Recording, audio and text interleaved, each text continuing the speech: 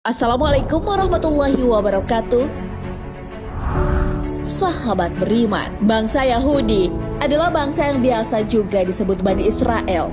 Julukan Bani Israel ini disebutkan pada Nabi Yakub alaihissalam yang punya sebutan Israel, yang artinya kekasih Allah. Julukan tersebutlah yang membuat bangsa Yahudi merasa derajatnya lebih tinggi dibandingkan bangsa-bangsa lainnya.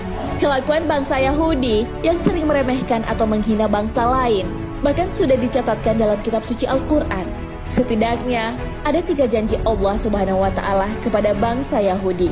Lantas, apa janji Allah yang disebutkan Al-Quran kepada Yahudi?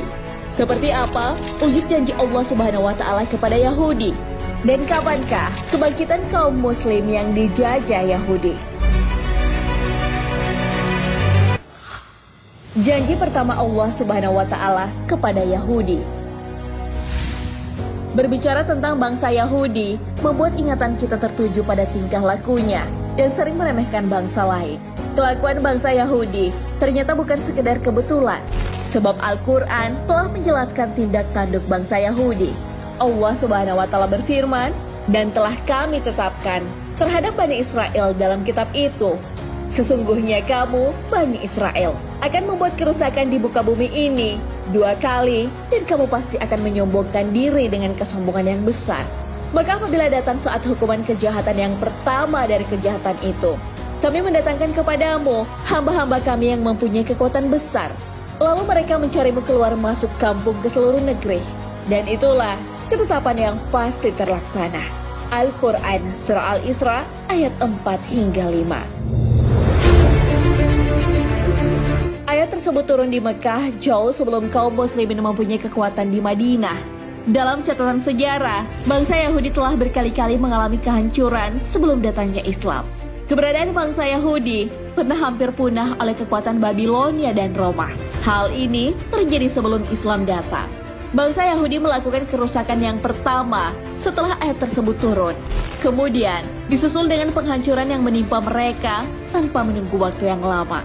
Kehancuran oleh bangsa Yahudi yang pertama kali merupakan perjuangan hamba-hamba Allah Subhanahu wa Ta'ala.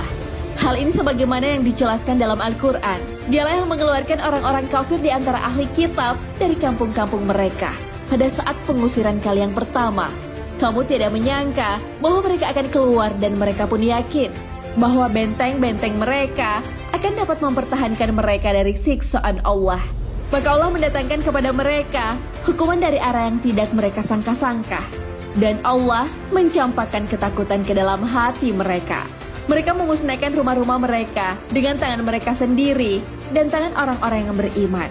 Maka ambillah kejadian itu untuk menjadi pelajaran, hai orang-orang yang mempunyai pandangan. Al-Quran Surah Al-Hasyr ayat 2. Pengusiran dan kehancuran bangsa Yahudi yang pertama kali mengakibatkan koloni-koloni mereka tersebar ke penjuru negeri. Janji kedua Allah Subhanahu wa Ta'ala kepada Yahudi. Tak bisa dibantah bahwa kesombongan dan kerusakan yang lebih besar lagi kembali diulangi bangsa Yahudi. Hal ini sebagaimana firman Allah Subhanahu wa Ta'ala di dalam Al-Quran. "Kemudian kami berikan giliran padamu untuk mengalahkan mereka kembali. Dan kami membantumu dengan harta kekayaan dan anak-anak keturunan. Dan kami jadikan kamu kelompok yang lebih besar." Al-Quran Surah Al-Isra ayat 6. Ayat tersebut mengisyaratkan bahwa Allah Subhanahu wa Ta'ala memberikan kesempatan kepada Yahudi untuk mengalahkan orang-orang yang pernah mengusirnya, yaitu orang-orang yang pernah mengusir dan mengejar Yahudi keluar masuk negeri. Bangsa Yahudi berhasil membalas sakit hatinya dengan menduduki kembali negeri-negeri Syam dan Palestina. Yahudi juga mengalahkan pengaruh kaum muslimin di wilayah tersebut. Maha benar Allah Subhanahu wa Ta'ala yang menunjukkan janji kedua kepada Yahudi setelah kehancuran yang pertama kalinya. Hal ini terbukti dengan melimpahnya ekonomi maupun politik terhadap bangsa Yahudi Israel. Imigran Yahudi mengalir deras dari segala penjuru negeri ke bumi Palestina tanpa bisa dicegah kaum muslimin. Kekuatan ekonomi dan militer barat hampir seluruhnya berdiri di belakang Yahudi. Karenanya, kesombongan Yahudi pun meningkat hingga saat ini. Sejarah mencatatkan lembaran hitam kaum muslimin akibat ulah bangsa Yahudi.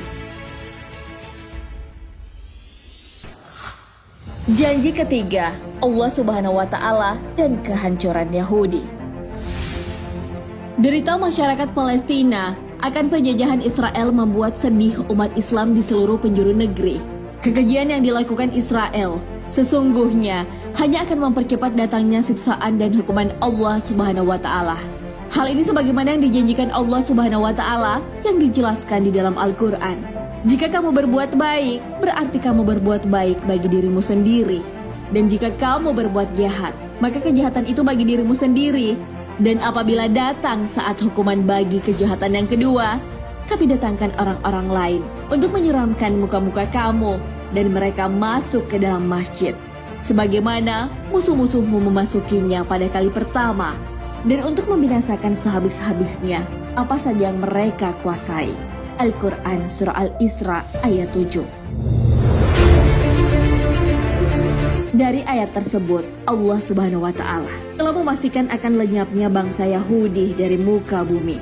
Maha suci Allah Subhanahu wa Ta'ala yang telah memberitahu kepada kaum muslimin akan memasuki kembali Masjidil Aqsa. Hal ini sebagaimana di masa pemerintahan Umar bin Khattab yang menaklukkan bumi Palestina. Dalam kitab Taurat, Allah Subhanahu wa Ta'ala telah memutuskan bahwa Bani Israel akan memasuki bumi yang diberkati, yaitu Palestina.